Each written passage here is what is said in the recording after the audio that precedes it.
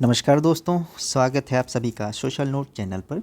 दोस्तों, हम सभी जो है राजनीति विज्ञान का घटना चक्र लगा रहे थे और यह जो घटना चक्र है इसमें जो भी प्रश्न दिए हुए हैं राजनीति विज्ञान से संबंधित, वह आपका यूपी का टीजीटी हो, पीजीटी हो या बिहार का स्टेट जो आया हुआ है कक्षा 9-10 के लिए और कक्षा 11-12 के लिए जो भी परीक्षा होने वाली है, प्लस अभी आपका DSSB टीजीटी पीजीटी का आ गया है, उसके लिए हिमाचल पीजीटी के एग्ज़ाम डेट आ गई है उसके लिए, इन सभी में ये जो है ये प्रश्न जो है आपके लिए बहुत ही महत्वपूर्ण साबित होंगे।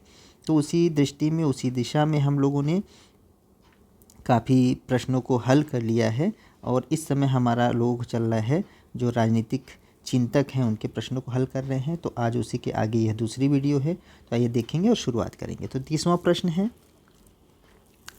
महात्मा गांधी ने सत्याग्रह के अस्त्र का सर्वप्रथम प्रयोग कहाँ किया? मतलब सत्याग्रह का उन्होंने सबसे पहले प्रयोग कहाँ पर किया है? दक्षिण अफ्रीका, चंपारण, बारडोली या डांडी? बहुत बार यह क्वेश्चन पूछता है, इंपॉर्टेंट भी है। तो दोस्तों, सत्याग्रह को अस्त्र के रूप में उन्होंने सबसे पहली बार दक्षिण अफ्रीका में किया था। ऑप्शन ए राइट हो जाएगा। देखिएगा, भारत में व्यापक रूप से सत्याग्रह का प्रयोग करने के पूर्व, यानी कि भारत में जो है सत्याग्रह के प्रयोग से पूर्व ही जो है गांधी जी ने दक्षिण अफ्रीका में रंग भेद के खिलाफ जो है इस अस्त्र का प्रयोग किया था। ठीक है, कहाँ पर? दक्षिण अफ्रीका में, यानी कि साउथ अफ्रीका में जो है पहले ही जो है वह रंग भेद के खिलाफ इसको यूज़ कर चुके थे।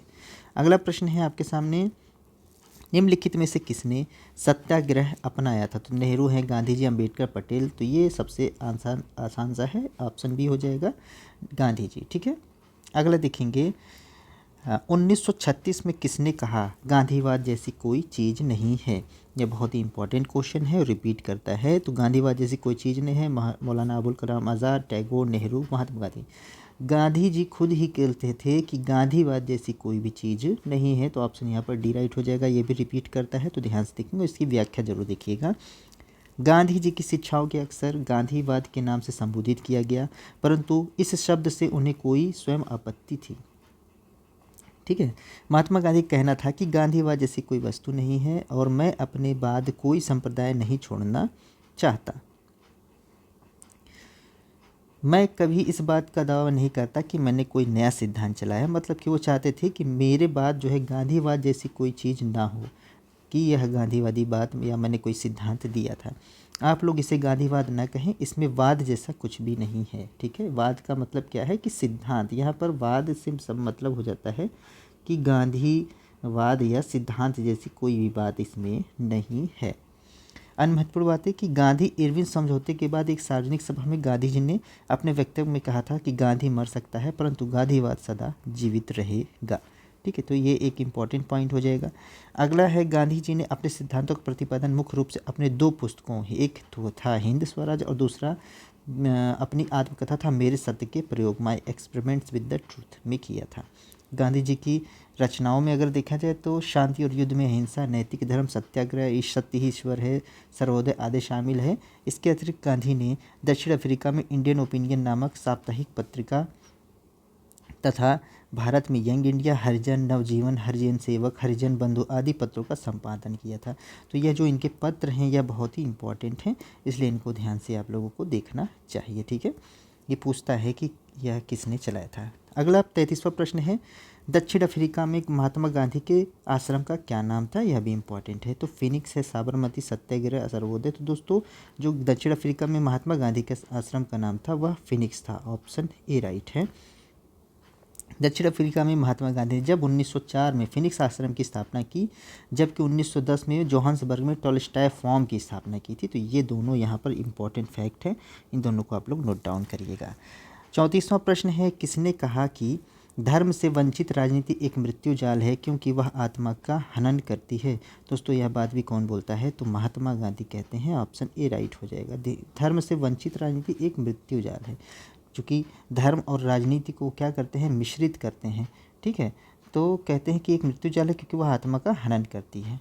बताते हैं, कहते हैं कि गांधी जी ने राजनीतिक आध्यात्मिकरण के लक्ष्य की प्राप्ति के लिए धर्म और राजनीति को सम्मिलन पर बल दिया है। ठीक है, तो यही बात मैं बोल रहा था अभी कि राजनीतिक आध्यात्मिकरण के उन्होंने क्या किया कि राजनीति धर्म और राजनीति के सम्मिश्रण पर क्या किया, बल दिया है। और उनका कहना था कि धर्म विहीन राजनीति एक मौत का फंदा है, मतलब कि धर्म के बिना अगर कोई राजनीति होती है तो क्या है, मौत के फंदे के समान है, मतलब कि नश्वर के समान है, मतलब कि ख़त्म हो जाने के समान है, जो आत्मा को नष्ट कर सकती है। अगला देखेंगे दोस्तों, हाँ, कथन और कारण है। कथन दिया हुआ है कि गांधी अपवित्र साधनों के प्रयोग के विरुद्ध थे। ठीक है, गांधी अपवित्र साधनों के प्रयोग के विरुद्ध थे, बिल्कुल सही है। इसके बाद है कि कारण, इसका कारण क्या था, मतलब इसका कारण क्या था कि उनके अनुसार अपवित्र साधन उद्देश्यों की प्राप्ति में सहायता नहीं करते हैं। मतलब उनके अनुसार क्या बात थी कि अपवित्र साधन उद्देश्यों की प्राप्ति में सहायता नहीं करते थे, बिल्कुल सही बात है। तो गांधी जी थे, वह कहते थे कि अपवित्र साधन जो हैं वह उद्देश्यों की प्राप्ति में सहायता नहीं करते हैं, इसलिए गांधी जी अपवित्र साधनों के प्रयोग के क्या थे, विरुद्ध थे। तो ए भी सही है और आर भी सही है, और दोनों इसकी व्याख्या भी करता है, एक दूसरे से वैरी भी कर जाते हैं। तो ऑप्शन यहाँ पर ए राइट हो जाएगा। ठीक है, अगला 36वां प्रश्न देखेंगे। जयप्रकाश नारायण के किस विचार में से भारत में एक बड़ा जन आंदोलन हुआ और आपातकाल लागू हुआ था? दोस्तों, इनकी समग्र क्रांति थी, बहुत ही इंपॉर्टेंट है। इनकी समग्र क्रांति है, जिसके कारण क्या हुआ, एक बहुत ही बड़ा जन आंदोलन उभरा और उस समय आपातकाल लग गया था। ऑप्शन ए राइट हो जाएगा, इसको पढ़ लेंगे अच्छे से। तो जयप्रकाश नारायण भारतीय समाजवाद के अग्रणी प्रवक्ता थे। इन्होंने अपना विचार जो है कौन सी पुस्तक, वाई सोशलिज्म तथा टुवार्ड्स स्ट्रगल में व्यक्त किया। दोनों इंपॉर्टेंट है, पूछता है। इसके अनुसार सोवियत संघ में भ्रष्ट समाजवाद ने सभी राजनीतिक तथा आर्थिक शक्ति एक ही जगह केंद्रित कर दी है। वह समाजवाद के नाम पर सर्वाधिकारवाद में पनप गया है। ठीक है, यानी कि समाजवाद को सर्वाधिकारवाद में जो है यह कन्वर्ट कर ले रहा है अपने आप को। इसलिए इन्होंने भारत में लोकतांत्रिक समाजवाद के सार्थक बनाने के लिए आर्थिक शक्ति के विकेंद्रीकरण और मिश्रित अर्थव्यवस्था को महत्वपूर्ण माना था। इंदिरा गांधी सरकार के समय में इन्होंने समग्र क्रांति आंदोलन चलाया था, जिससे भयभीत होकर सरकार को आपातकाल लागू करना पड़ा था। ठीक है, अगला देखिएगा। जयप्रकाश नारायण किस अवधारणा के प्रतिपादक थे दोस्तों? तो वहीं पर सांस्कृतिक क्रांति, संपूर्ण क्रांति। तो यहीं पर आंसर मिल जाएगा आपको, संपूर्ण क्रांति। ऑप्शन बी राइट हो जाएगा। अगला देखेंगे, देखिएगा। जयप्रकाश नारायण संपूर्ण क्रांति के प्रतिपादक थे। 5 जून 1947 को पटना के गांधी मैदान से उन्होंने इंदिरा गांधी सरकार की नीतियों के विरुद्ध या खिलाफ संपूर्ण क्रांति की घोषणा की थी। अब कभी पूछ ली कहाँ शुरुआत किया गया, तो पटना के गांधी मैदान से। तो ये भी थोड़ा सा है, वैसे इतना पूछता नहीं है, लेकिन फिर भी आप लोग ध्यान रखिएगा। 38वां प्रश्न है, निम्न में से किसने सर्वोदय को जन समाजवाद कहा? आचार्य कृपलानी, एम.एन. रॉय, महात्मा गांधी या जयप्रकाश नारायण?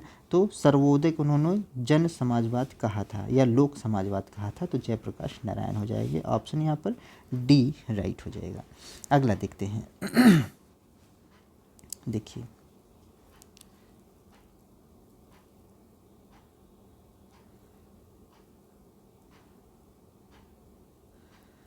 ये एक मिनट, इसको थोड़ा सा छोटा ही करना पड़ेगा।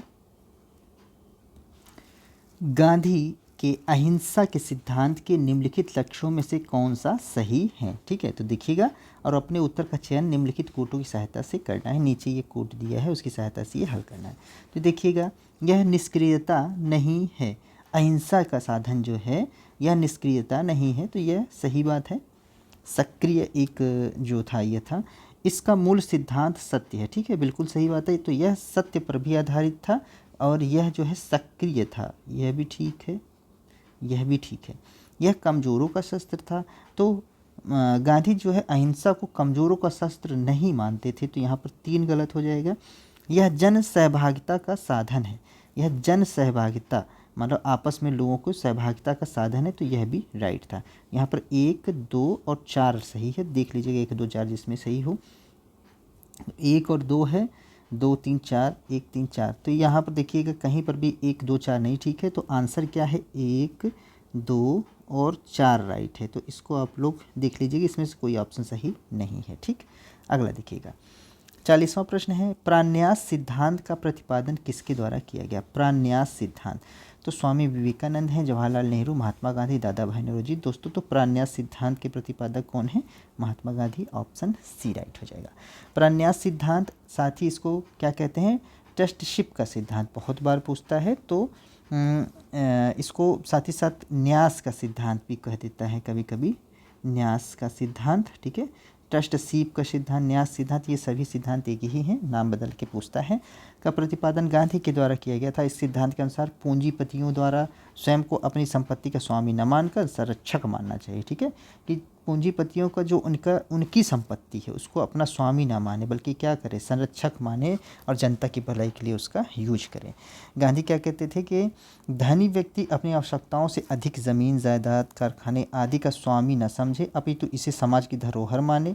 इसका प्रयोग अपने लाभ के लिए न करके समाज कल्याण के लिए करे, ऐसी वो अपील करते थे। गांधी का यह सिद्धांत अपरिग्रह के विचार पर आधारित है, मतलब कि आवश्यकता से ज़्यादा, आवश्यकता से अधिक, आवश्यकता से अधिक न रखना, एक तरीके से कहा जाए तो। ठीक है, देखिए लिखा भी है, अपरिग्रह का अर्थ है कि मनुष्य को अपने जीवन की आवश्यकताओं से अधिक किसी वस्तु को संग्रह नहीं करना चाहिए, मतलब आवश्यकता से अधिक चीज़ों को जो है संग्रह नहीं करना चाहिए या अपने पास नहीं रखना चाहिए, उनका त्याग करना चाहिए या जन कल्याण के लिए उपयोग करना चाहिए।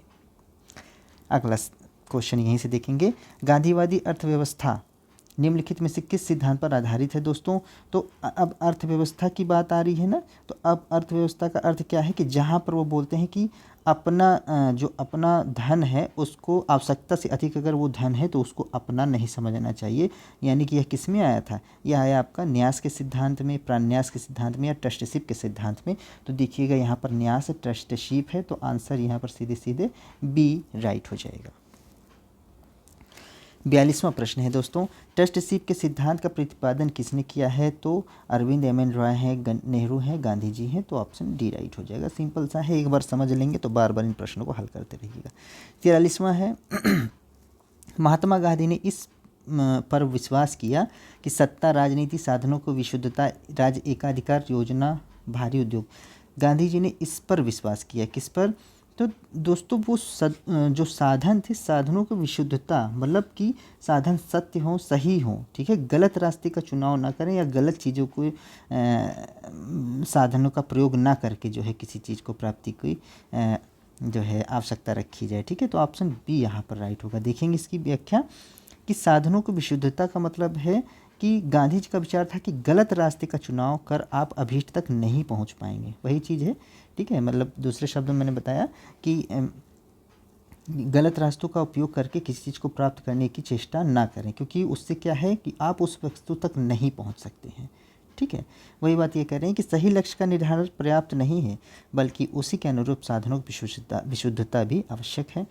इधर देखिएगा, कौटिल्य, मैकियावेली, मार्क्स आदि के विपरीत गांधी के दर्शन एक नैतिक दर्शन है। ठीक है, इनका दर्शन जो है नैतिकता पर आधारित है और वे साधन एवं साध्य दोनों की पवित्रता पर विश्वास करते थे। साधन और साध्य, जैसे साधन और साध्य में क्या है, तो यहाँ पर राज्य और व्यक्ति या प्रजा कह लें इनको, तो इन्हीं में से किसी को साधन मानता है कोई, किसी को साध्य मानता है कोई। ठीक है, तो गांधी जी ने कहा करते थे कि साधन और साध्य एक दूसरे के चोली दामन की तरह संबंध होते हैं और एक की अपवित्रता दूसरे को भी नष्ट कर सकती है। मतलब एक तो अगर गलत हो गया, अपवित्र हो गया, तो दूसरा भी क्या होगा?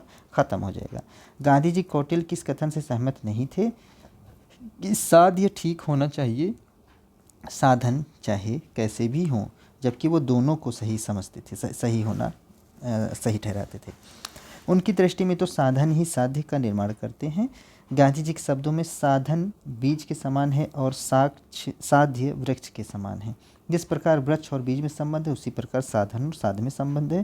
तो यह भी यहाँ पर पूछ सकता है कभी कि वृक्ष और बीज का उदाहरण कौन देता है साधन और साध्य के विषय में, तो आपके क्या हो जाएंगे? M.K. गांधी। ठीक, और इनका विचार देखिएगा, तो गांधीवाद के साधनों का पवित्रता, यही विचार उसे मार्क्सवाद से भिन्न करता है। ठीक है, साधनों की पवित्रता का यही विचार, चूँकि मार्क्स क्या है, मार्क्स क्रांति की बात कर देता है। ठीक है, जहाँ साधनों की पवित्रता पर आग्रह करके गांधी जी ने राजनीतिक आध्यात्मिकरण की ओर महान तक पग उठाया, वहीं मार्क्सवाद साधनों का औचित्य है कि धारणा का प्रमुख समर्थक रहा है।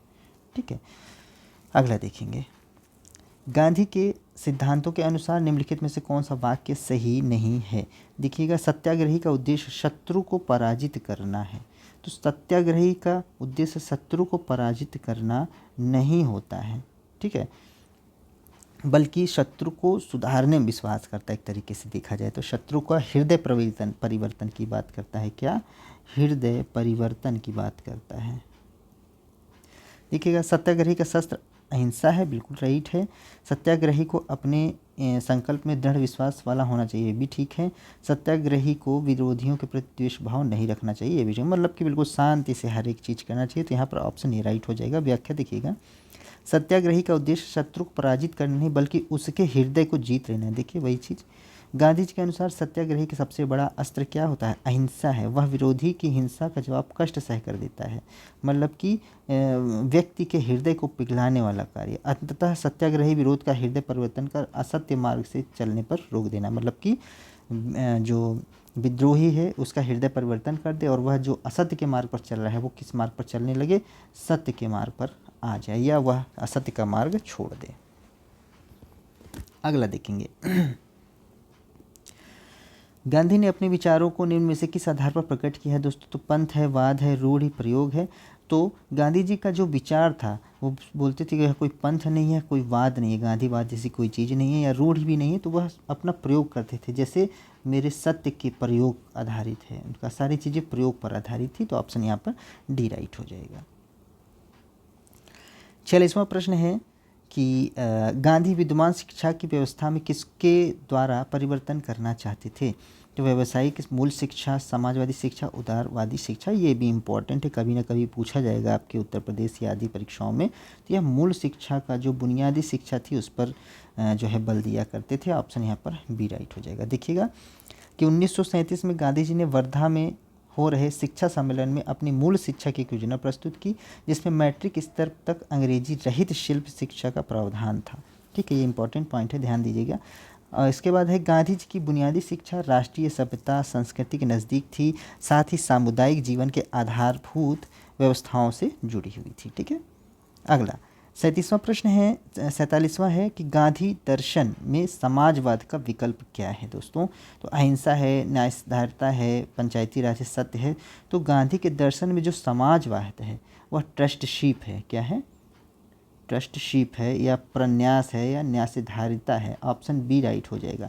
समाजवाद क्या है? समाजवाद यही है कि जो पूंजीपति हैं या जो अमीर लोग हैं वह उनके पास जो एक्स्ट्रा धन है वह उसको अपना स्वामी न समझें। वो क्या करें? उस धन को जनता की भलाई के लिए क्या करें? उपयोग करें। यही न्यायधारिता का सिद्धांत है उनका, और यही उनका समाजवाद का सिद्धांत है। ठीक है, ऑप्शन बी राइट हो जाएगा यहाँ पर। 48वां प्रश्न देखिएगा, बहुत ही सिंपल सी चीज़ें हैं, ध्यान से देखेंगे तो सब समझ में आता रहेगा। ठीक, 48वां प्रश्न है, किसको भारत में अशांति का अग्रदूत कहा जाता है दोस्तों? कई बार यह क्वेश्चन इंपॉर्टेंट है, बहुत ही कई बार यह पूछता है। तो बाल गंगाधर तिलक, फिरोज शाह मेहता, डब्ल्यू.सी. बनर्जी, लाला लाजपत राय। तो तिलक को जो है अशांति का अग्रदूत कहा जाता है। ऑप्शन यहाँ पर ए राइट हो जाएगा। इनके बारे में पढ़ते हैं कि प्रसिद्ध स्वतंत्रता सेनानी बाल गंगाधर तिलक को भारत में अशांति का अग्रदूत या अशांति का जनक कहा जाता है। वैलेंटाइन शिरोल ने उन्हें भारतीय अशांति का जनक भी कहा था, फादर ऑफ इंडियन अनरेस्ट। ठीक है, ये कौन बोलता है? वैलेंटाइन शिरोल। यहाँ से एक पॉइंट ये, दूसरा पॉइंट ये, बहुत बार पूछता है, पूछा भी है। भारत में क्रांतिकारी राष्ट्रवादियों का पहला केंद्र कहाँ था? महाराष्ट्र में बना। पूना जिले के चित्पावन ब्राह्मणों में सर्वप्रथम स्वराज के प्रति प्रेम की उग्र भावना का विकास हुआ। तिलक जो स्वयं एक चित्पावन ब्राह्मण थे, 1893 की ईस्वी में गणपति महोत्सव, 1895 में शिवाजी महोत्सव मनाया, जो कि महाराष्ट्र के लोगों में राष्ट्रवादी भावना का विकास का कारण बना। तिलक ने कहा, हमारा उद्देश्य आत्मनिर्भर एवं भिक्षावृत्ति नहीं है। ये एक इम्पॉर्टेंट पॉइंट है, यहाँ से ये देख लीजिएगा। ठीक है, ज़्यादा इम्पॉर्टेंट जो है बस केवल वही पढ़ना है। हमारा उद्देश्य आत्मनिर्भर तथा भिक्षावृत्ति नहीं है। इन्हीं सब कारणों से लंदन टाइम्स में संवाददाता इंडियन अनरेस्ट के लेखक ने, वैलेंटाइन शिरोल ने, इन्हें भारतीय अशांति का जन्मदाता कहा। ठीक है, ये पॉइंट यहाँ से इम्पॉर्टेंट है। और इनके बारे में और तिलक के बारे में है कि तिलक पहले ऐसे व्यक्ति जिन्होंने 1882 में पत्रकारिता के लिए सजा हुई। ठीक है, एक ये इम्पोर्टेंट पॉइंट है कि कभी पूछ ले कि पत्रकारिता के लिए पहली बार सजा किसको होती है, तो तिलक को। फिर है कि तिलक ही एकमात्र ऐसे प्रसिद्ध ऐसे राष्ट्रीय कांग्रेसी नेता थे जो कभी भी कांग्रेस के अध्यक्ष नहीं बने। ठीक है, बाकी सभी लोग, यहाँ तक कि गांधी जी भी एक बार जो है राष्ट्रीय कांग्रेसी अध्यक्ष नेता बने थे, जो है यह जो है कभी भी अध्यक्ष कांग्रेस के नहीं बने थे। तिलक ही एकमात्र ऐसे व्यक्ति थे। तो ये भी पॉइंट इंपॉर्टेंट है। पूना में 22 जून 1897 में रात को हीरक समारोह से लौटते समय पूना के प्लेग कमिश्नर मिस्टर रैंड और उनके साथी लेफ्टिनेंट एयर्स की हत्या दामोदर हरि चापेकर एवं बालकृष्ण हरि चापेकर बंधुओं ने कर दी। भारत में यूरोपवासियों की पहली राजनीतिक हत्या थी। भारत में यूरोपवासियों की पहली राजनीतिक हत्या थी। ठीक है, चलिए बाकी ये दोनों इम्पॉर्टेंट है, तीसरा वाला छोड़ भी देंगे तो कोई दिक्कत नहीं है। यह दोनों बहुत ही इम्पॉर्टेंट है। अगला देखेंगे। 49वां प्रश्न है, तिलक को भारतीय अशांति का जनक किसने संज्ञा दी है, तो बिल्कुल सही, वेलेंटाइन चिरोल ने। ऑप्शन ए राइट हो जाएगा। स्वराज हमारा जन्मसिद्ध अधिकार है और इसे हम लेकर रहेंगे, कौन बोलता है भाई, गांधी हैं, तिलक, गोखले, नेहरू। बहुत ही बचपन से पढ़ते चले आ रहे हैं आप। आंसर बी राइट हो जाएगा, तिलक। ठीक है, ये आप पढ़ लीजिएगा। 51वां प्रश्न है, निम्नलिखित में से कौन अतिवादी नहीं है। अतिवादी नहीं है मतलब कि गरम दल का नहीं है। लाला लाजपत राय, बिपिन चंद्र पाल, बाल गंगाधर तिलक, गोपाल कृष्ण गोखले। तो गोखले महोदय जो थे वह नरम दल के नेता थे। ठीक है, ऑप्शन यहाँ पर डी राइट हो जाएगा, या उग्रवादी नेताओं में शामिल नहीं थे। बाकी लाल बाल पाल, इन्हीं को लाल बाल पाल बोला जाता था। ये बहुत ही इंपॉर्टेंट है, बार बार पूछे जाते हैं। लाल बाल और पाल, यानी कि लाल लाला लाजपत राय, बाल बाल गंगाधर तिलक और पाल बिपिन चंद्र पाल, ये तीनों का नाम है। ये कई बार पूछता है, आप लोग पढ़िएगा इसको। 52वां प्रश्न है, कांग्रेस के किस अधिवेशन में नेहरू के प्रेरणा से समाजवादी ढांचे का प्रस्ताव पारित हुआ था दोस्तों, तो यह था अवाड़ी अधिवेशन 1955। ठीक है, ऑप्शन यहाँ पर डी राइट हो जाएगा डायरेक्टली, अवाड़ी अधिवेशन 1955। इसको देख लीजिएगा आप, सीधे सीधे फैक्ट है। फिर इसके बाद है, द्वितत्वीय सिद्धांत का प्रतिपादन किसने किया। द्वितत्वीय सिद्धांत या जिसको बोलते हैं two factor theory, two factor theory का सिद्धांत का प्रतिपादन कौन करता है दोस्तों, तो यहाँ पर हर्ज़बर्ग महोदय हैं। ऑप्शन यहाँ पर डी राइट हो जाएगा। ये भी एक सिद्धांत है, आपको इसको याद कर लेना है। देखिएगा, द्वितत्वीय सिद्धांत या टू फैक्टर थ्योरी का प्रतिपादन फ्रेडरिक हर्ज़बर्ग ने किया। हर्ज़बर्ग के अनुसार क्या था, कर्मचारी उपलब्ध अनुरक्षक तत्वों के प्रति संतुष्ट रहते हैं और उनमें किसी तरह की वृद्धि से प्रेरित नहीं होते हैं, जबकि कमी को हतोत्साहित होते हैं। इतना याद रखो आप, ज़्यादा समझने की आवश्यकता नहीं है कि द्वितत्वीय सिद्धांत किससे संबंधित है। बस एक नाम हर्ज़बर्ग से। अब इतना डीप से आपसे पूछेगा नहीं, क्योंकि ये आपके सिद्धांतों में शामिल नहीं है।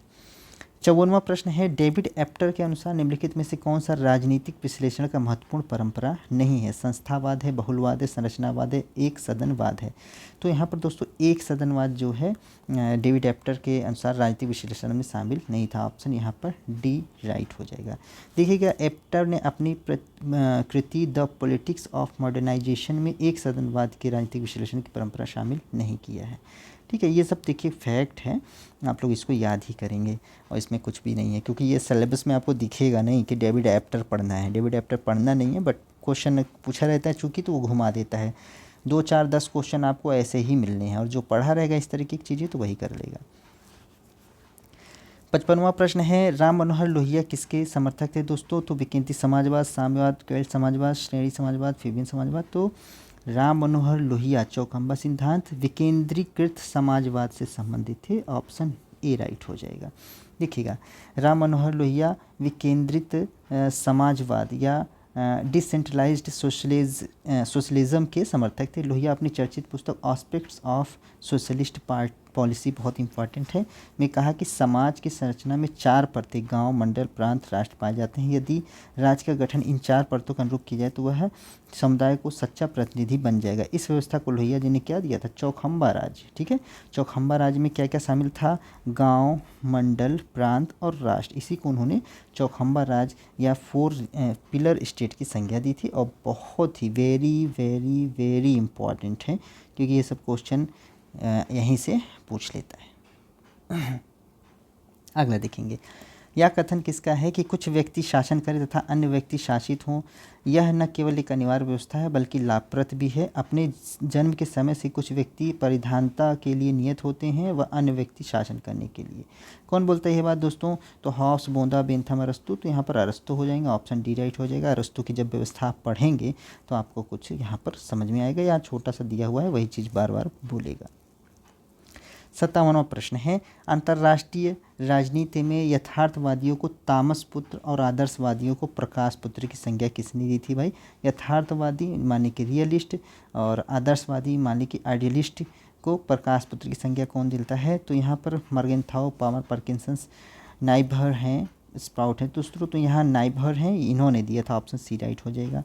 ये भी जो है एक ठो आपको कहा जाए तो फैक्ट है, ये फैक्ट भी आपको याद रखना। कुछ ऐसे क्वेश्चन होते हैं ना जिनको आपको अलग से लिख लेना चाहिए क्योंकि वो आपके सिलेबस में शामिल नहीं है, सिलेबस में दिखेंगे नहीं लेकिन क्वेश्चन आ जाता है कभी कभार। तो देखिएगा, राइनहोल्ड, नाइबर प्रकाश संतान और अंधकार की संतान की चर्चा करते हैं। किसकी? प्रकाश के संतान की और अंधकार के संतान की चर्चा करते हैं। प्रकाश के संतान वे लोग हैं जो मानते हैं कि स्वहित को अधिक सार्वभौम नियमों के अधीन रखना चाहिए और विश्व कल्याण के साथ उनको मेल बैठा लेना चाहिए। दूसरी ओर अंधकार के संतान वे लोग हैं जो अपने संकल्प और हित के अलावा कोई नियम नहीं जानते। इस आधार पर नाइबर ने अंधकार के संतान को यथार्थवादी और यथार्थवादी को दुष्ट, बदमाश तथा प्रकाश के संतान या आदर्शवादियों को पुण्यात्मा मानता है। ठीक है, ये बात आपको लिख लेनी है अपनी भाषा में। इसके अनुसार अंधकार की संतान समझदार है क्योंकि वह आप संकल्प स्वहित की शक्ति की को पहचानते हैं, जबकि प्रकाश की संतान आदर्शवादी मूर्ख हैं क्योंकि वे आत्मसंकल्प यानी स्वहित की शक्ति को ठीक से न पहचानने के कारण अंतर्राष्ट्रीय समुदाय में अराजकता और अव्यवस्था के खतरे को बहुत छोटा करके देखते हैं। ठीक, तो इसको अपने भाषा में जब लिखेंगे आप तभी आप समझ पाएंगे, लेकिन उसको देखिएगा ज़रूर क्योंकि ये क्वेश्चन पूछ लेता है। अगला है, मोने के अनुसार स्टाफ कार्य के 3 पक्ष कौन से हैं? तो दोस्तों सूचनात्मक है, परामर्शकारी है, परिवेक्षणात्मक है, उपयुक्त सभी हैं। तो मोने जो है स्टाफ कार्य, अब देखिए ये पवर्ड से क्वेश्चन भी आपका धीरे धीरे ऐड करता जाता है यहाँ पर, तो ये सभी शामिल हो जाएंगे, ऑप्शन डी राइट हो जाएगा। तो आपको पवर्ड थोड़ा सा पढ़ना चाहिए। तो मोने जो बताते हैं इसमें 3 स्टाफ कार्य के 3 पक्ष बताते हैं। मोने स्टाफ कार्य के 3 पक्ष बताते हैं, एक सूचनात्मक, दूसरा है परामर्शकारी और तीसरा है अधीक्षणात्मक। ठीक है, तो ये तीनों आप पढ़िएगा, इसको इम्पोर्टेंट। 59 क्वेश्चन है, किंतु प्रत्येक व्यक्ति जानता है कि संसद राजा को आस्तीनवादी अर्थ में संप्रभुता संपन्न संस्था समझना असंगत है। यह कथन किसका है दोस्तों? तो यह है लास्की का। अभी ये सब भी आपको, ये सब फैक्ट है, ये सब आपको देखने चाहिए। ठीक, अगला है, मार्टिन कैप्लन ने अंतर्राष्ट्रीय व्यवस्था में निम्न में से किस प्रतिमान की कल्पना नहीं की है? तो मार्टिन कैप्लन का अंतर्राष्ट्रीय व्यवस्था का सिद्धांत इंपॉर्टेंट है, इसको आपको पढ़ना चाहिए। तो यहाँ पर इनका उत्तर परमाणु युद्ध मॉडल है, यह संकल्पना इन्होंने नहीं किया था। देखिएगा, तो अंतर्राष्ट्रीय राजनीति को समझने और उनके विश्लेषण और भविष्य की चुनौतियों का समाधान के लिए मार्टिन कैप्लन को वर्ष 1957 की कृति जो थी उनकी, system and the process of international politics, important है, में विश्व राजनीति के संरचनात्मक विश्लेषण का एक रूप में जो है महत्वपूर्ण प्रयास किया था समझाने का। तो कैप्लन ने इस सिद्धांत में अपने पुस्तक में क्या किया था, अंतर्राष्ट्रीय व्यवहार के आधार पर जो है 6 मॉडल प्रस्तुत किए थे। कौन से 6 मॉडल थे इनके? देखिएगा, शक्ति संतुलन की व्यवस्था थी, दूसरा था ढीली द्विध्रुवीय व्यवस्था, कठोर द्विध्रुवीय व्यवस्था, सार्वभौमिक व्यवस्था, पदसोपानी व्यवस्था और इकाई निषेधाधिकार की व्यवस्था। अब ये तो आपको याद करना पड़ेगा और ध्यान भी रखना पड़ेगा। 6 मॉडल जो है इन्होंने दिया था अंतर्राष्ट्रीय व्यवहार के लिए। ठीक है, यानी कि इंटरनेशनल पॉलिटिक्स के संबंध में, तो ये आपको याद करना चाहिए। तो दोस्तों यहाँ पर ये हो गया लगभग।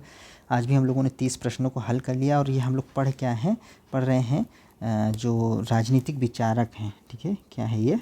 राजनीतिक विचारक के बारे में पढ़ रहे हैं। ये विचारक आपका इंडियन, वेस्टर्न सभी शामिल है इसमें। ठीक है, और ऐसा नहीं है कि एक ही जगह से क्वेश्चन आ रहा है, जैसे गांधी जी पढ़ ले रहे हैं उसी में कौटिल्य भी मिसलेनियस है, मनु भी आ रहे हैं, ठीक है। इंटरनेशनल रिलेशन के यानी इंटरनेशनल पॉलिटिक्स के भी क्वेश्चन आ रहे हैं, पब के भी कुछ क्वेश्चन मिले, तो मिसलेनियस क्वेश्चन दिया हुआ है या घटना चक्र हम लोग लगा रहे हैं, तो उसमें सारे प्रश्न आपको आते जाएंगे। तो इसी तरीके से हल भी करना है, क्योंकि ऐसे जल्दी हो जाएगा तो फटाफट घटना चक्र ख़त्म करें, क्योंकि घटना चक्र से लगभग वो 50% प्रश्न आपको यहीं से घूम फिर के मिलते रहते हैं, तो इसको ध्यान से देखना भी ज़रूरी है। ठीक है, तो अगली वीडियो फिर आपको जल्दी ही मिल जाएगी और इसको हम लोग समाप्त भी करेंगे बहुत जल्दी।